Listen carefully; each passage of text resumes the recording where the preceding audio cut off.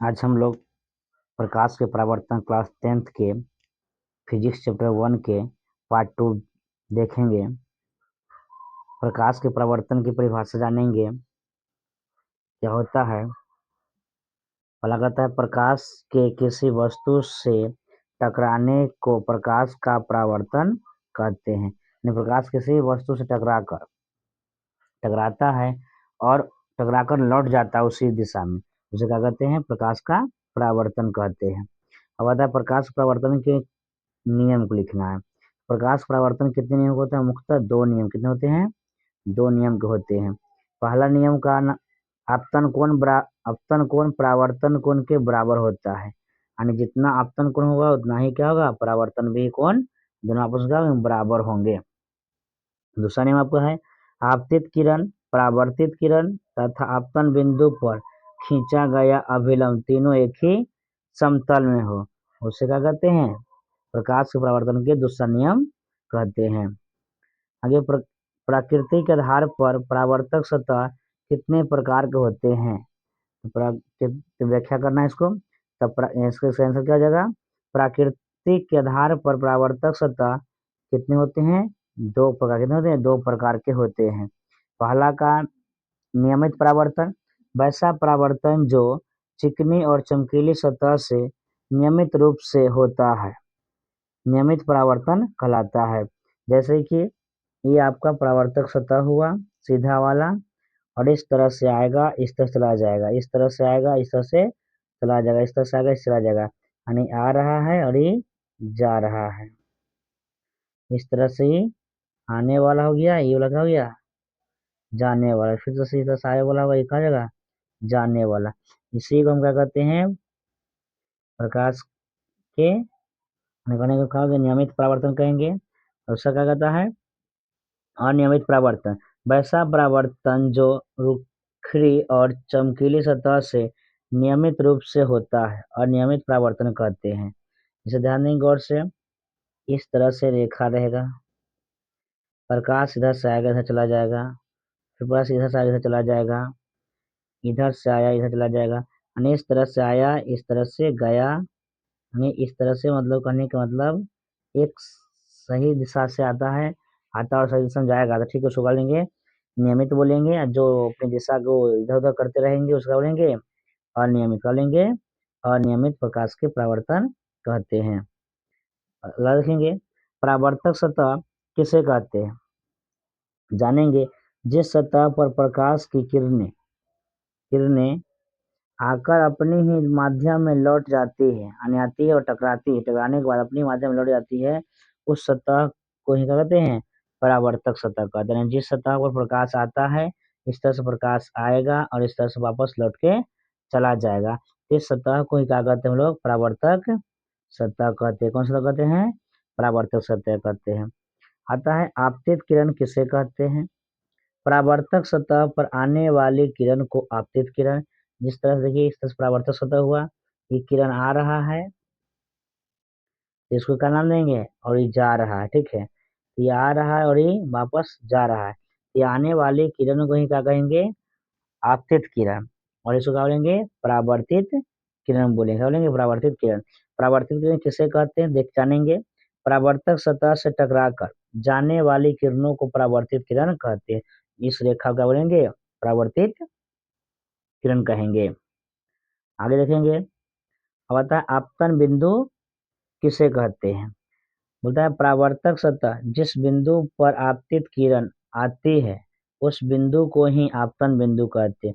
जिस तरह से ही आप परावर्तक सतह हुआ, यहाँ पर मूल बिंदु हुआ, और यहाँ से आकर प्रकाश आपतित हुआ इसी बिंदु को, और यहाँ से वापस परावर्तन हुआ, इस बिंदु को ही क्या कहते हैं, आपतन बिंदु कहते हैं। अतः अभिलंब, आपतन बिंदु पर डाला गया लंब को अभिलंब कर, जैसे जानेंगे ये आपतन बिंदु है और इस पर क्या डाला जाएगा, लंब डाला जाएगा। क्या डाला जाएगा, लंब डाला जाएगा, तो इसी को हम क्या कहते हैं, अभिलंब। इसको क्या कहेंगे, अभिलंब कहते हैं। क्या कहते हैं, अभिलंब कहते हैं। अब आता है आपतन कोण किसे कहते हैं। आपतित किरण और अभिलंब के बीच बीच कोण को क्या कहते हैं, यानी बने कोण को क्या कहते हैं, आपतन कोण कहते हैं। यानी इस वाले को, यानी ये अभिलंब हो गया, ये आपतन कोण हो गया, आपतित कोण हो गया, ये दोनों के बीच में जो कोण बनेगा, यानी कोण आई बनेगा, उसका क्या बोलेंगे, आपतन कोण। क्या बोलेंगे, आपतन कोण बोलेंगे।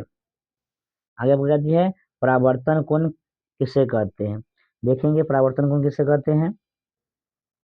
इस तरह से प्रकाश आएगा, या परावर्तक सतह हो गया, आपतित किरण, ये परावर्तित किरण, बीच में डाला गया अभिलंब, और इसके बीच में जो कोण बने, यानी कोण आर, कौन होगा, कोण आर, इसको क्या कहते हैं, आपतन परावर्तन कोण। क्या कहते हैं, इसको कहते हैं परावर्तन कोण कहते हैं। तो कुछ परावर्तन कोण को किस सूचित करते हैं, परावर्तन कोण को आर से सूचित करते हैं। किस सूचित करते हैं, आर से, किस करते हैं, आर से सूचित करते हैं। अब आता है आपका विचलन कोण। क्या आता है, विचलन कोण, आपतित किरण को बढ़ाए गए भाग से परावर्तित किरण तक जो कोण बनता है उसे विचलन कोण कहते हैं। आपतित किरण को बढ़ाए गए, यानी इस तरह से इसको बढ़ावेंगे आगे, जो कोण बनेगा इस साइड, इस कोण को ही क्या कहते हैं, परावर्तन किसको कहते हैं, और यहाँ से जो कोण बनेगा इस कोण को क्या कहते हैं हम लोग, विचलन कोण कहेंगे। विचलन कोण को क्या कहते हैं, डेल, ढेल, क्या होगा, डेल, क्या होगा, डेल डेल, यानी विचलन कोण का फॉर्मूला क्या आता है, 180 डिग्री माइनस 2i। यह दो तरीके से होते हैं विचलन कोण, एक घड़ी की दिशा में, एक घड़ी की विपरीत दिशा में, यानी घड़ी के जैसे घड़ी घूमती है उस दिशा में होगा, घड़ी के उल्टा दिशा में होती है। अब बता, प्रतिबिंब किसे कहते हैं। किसी प्रकाश स्रोत से आ रही प्रकाश की किरणें परावर्तन या अपवर्तन जिस बिंदु पर मिलती है या मिलती हुई प्रतीत होती है, उस बिंदु को उस वस्तु का प्रतिबिंब कहते हैं। उसको कहेंगे, उसका प्रतिबिंब कहेंगे। अब आता है, यह कितने प्रकार के होते हैं, प्रतिबिंब कितने प्रकार होते हैं, तो बोलेंगे प्रतिबिंब दो प्रकार के होते हैं। कितने होते हैं, प्रतिबिंब दो प्रकार के होते हैं। कौन कौन होते हैं, एक में होंगे वास्तविक प्रतिबिंब, एक क्या होंगे, काल्पनिक प्रतिबिंब। क्या होंगे, वास्तविक और काल्पनिक। ये बस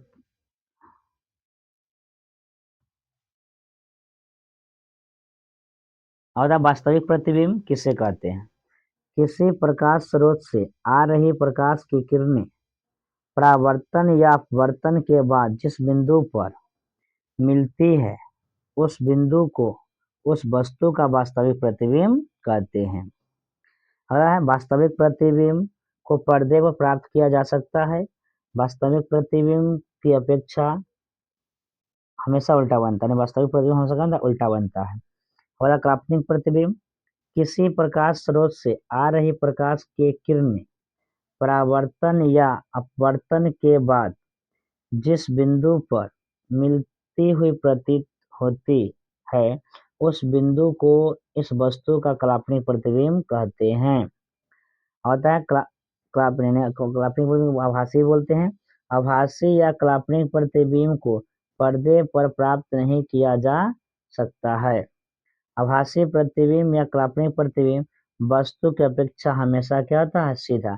यहाँ से दो सवाल बनेगा ऑब्जेक्टिव, वास्तविक प्रतिबिंब हमेशा कैसा बनता है, तब जवाब में उल्टा, और पूछेगा काल्पनिक प्रतिबिंब या आभासी प्रतिबिंब हमेशा कैसा बनता है, वस्तु की हमेशा सीधा बनती है। कैसा बनती है, सीधा बनती है। और समतल दर्पण कैसे बनाया जाता है। किसी साधारण कांच के एक सतह पर सिल्वर ब्रोमाइड की परत चढ़ाकर समतल दर्पण बनाया जाता है। यानी नॉर्मल सैना के किसी भी तरफ से सिल्वर ब्रोमाइड को परत चढ़ा देंगे तो क्या बन जाएगा, वो समतल दर्पण बन जाएगा। अब इसकी समतल दर्पण की फोकस दूरी क्या होती है, अनंत होती है, इसका लिमिट नहीं है। अब समतल दर्पण द्वारा बना प्रतिबिंब की विशेषता जानेंगे। समतल दर्पण से बने प्रतिबिंब की निम्नलिखित विशेषताएं हैं। एक आपका है, प्रतिबिंब दर्पण के पीछे बनता है। दूसरी पॉइंट, प्रतिबिंब का आकार वस्तु के आकार के बराबर होगा। जितना बड़ा वस्तु होगा, हमारी वस्तु है, इसका प्रतिबिंब बनेगा इतना ही बड़ा प्रतिबिंब भी बनेगा, यानी दोनों का आकार क्या रहेगा आपस में बराबर, क्या रहेगा बराबर होगा। अब आता है प्रतिबिंब वस्तु की अपेक्षा सीधा बनेगा, यानी वस्तु जिस तरह से सीधा रहेगा उस तरह से उसका प्रतिबिंब क्या रहेगा, सीधा ही रहेगा, उल्टा नहीं होगा। और तीसरा विशेषता देखेंगे, प्रतिबिंब पार्श्विक उल्टा होता है। क्या होता है, पार्श्विक उल्टा होता है, यानी कहने का मतलब आपका दायां,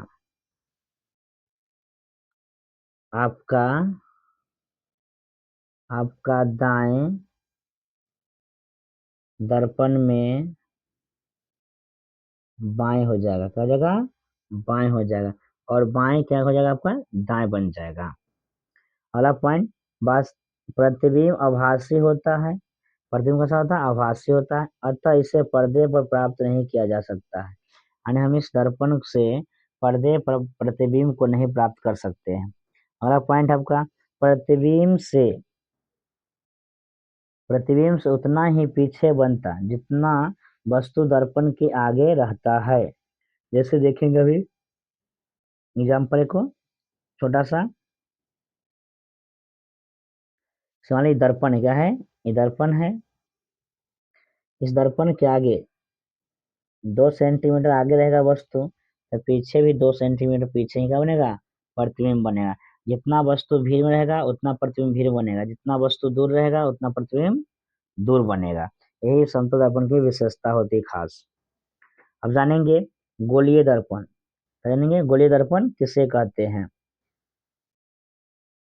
बोलता है कि गोलीय दर्पण उस दर्पण को कहते हैं जिसकी परावर्तक सतह किसी खोखले गोले का भाग होता है। क्या होता है, खोखले गोले का भाग होता है।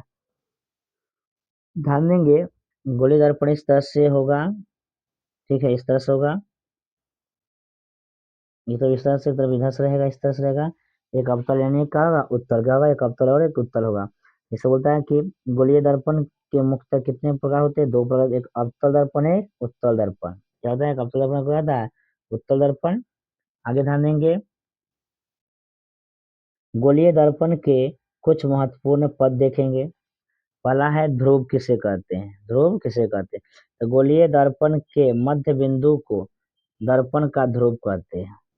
यानी गोलीय दर्पण जो होगा इसके बीच के जो मध्य बिंदु होता है, इस मध्य बिंदु को ही क्या कहते हैं, ध्रुव कहते हैं। क्या कहते हैं, ध्रुव कहते हैं।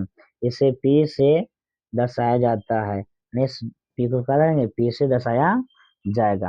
अब आगे अगर आता है आपको वक्रता केंद्र, क्या था वक्र, गोलीय दर्पण जिस गोले का भाग होता है उस गोले के केंद्र को दर्पण का वक्रता केंद्र कहते हैं, यानी इस पॉइंट को ही क्या कहेंगे, वक्रता केंद्र कहेंगे। क्या कहेंगे, वक्रता केंद्र कहेंगे।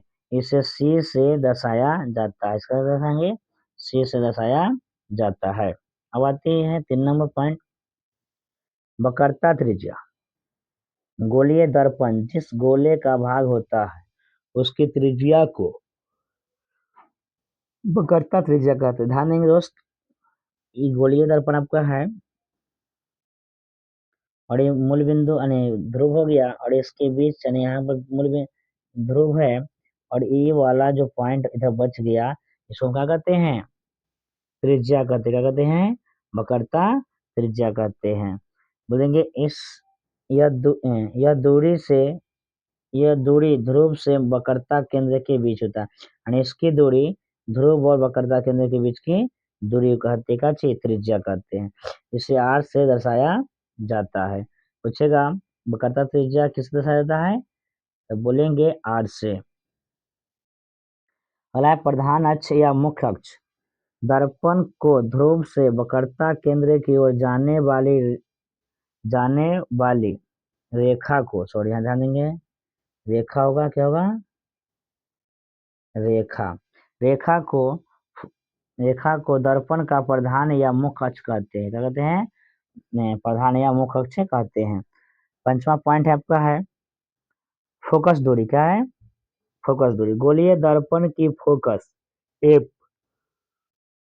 से दर्पण के ध्रुव पी की दूरी को दर्पण की फोकस दूरी कहते हैं, और एफ और पी के बीच की दूरी क्या कहते हैं, फोकस दूरी कहते हैं। इसे हम एफ से क्या करते हैं, सूचित करते हैं। अगला है आपका गोलीय दर्पण की फोकस दूरी एफ और वक्रता त्रिज्या आर में क्या संबंध है। जानेंगे संबंध। गोलीय दर्पण की फोकस दूरी एफ, उसकी वक्रता त्रिज्या आर की आधी होती है, क्या होती है, आर की आधी होती है, अर्थात फोकस दूरी बराबर वक्रता त्रिज्या बटे के 2। यानी कहने का मतलब वक्रता त्रिज्या बटा 2, यानी कहने का मतलब आधी हो, क्या हो गई, आधी हो गई। शॉर्टकट कह सकते हैं एफ बराबर आर बटे के 2, एफ बराबर आर बटे के